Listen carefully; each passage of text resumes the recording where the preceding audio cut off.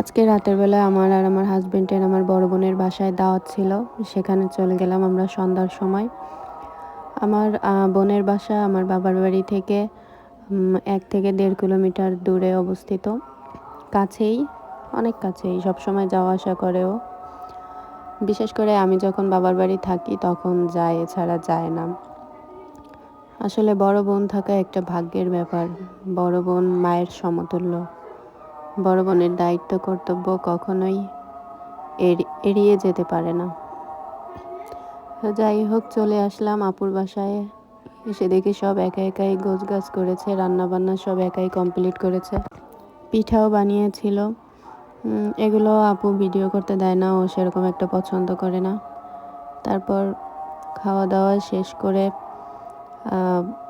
একটা কেক নিয়ে গিয়েছিলাম।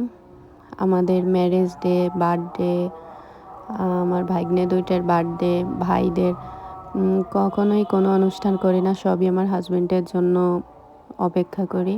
সে দেশে আসবে, তারপর সব কিছু করা হবে। আসলে একটা পুরুষ মানুষের স্বস্তি হলো তার পরিবার।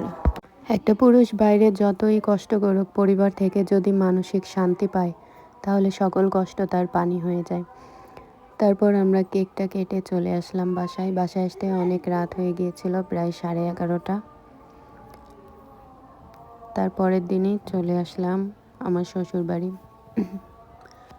অনেক দিন পর 4 ভাই বোন এক জায়গা হয়েছি, খুবই ভালো লেগেছিল। ভালো থাকবেন আপনারা।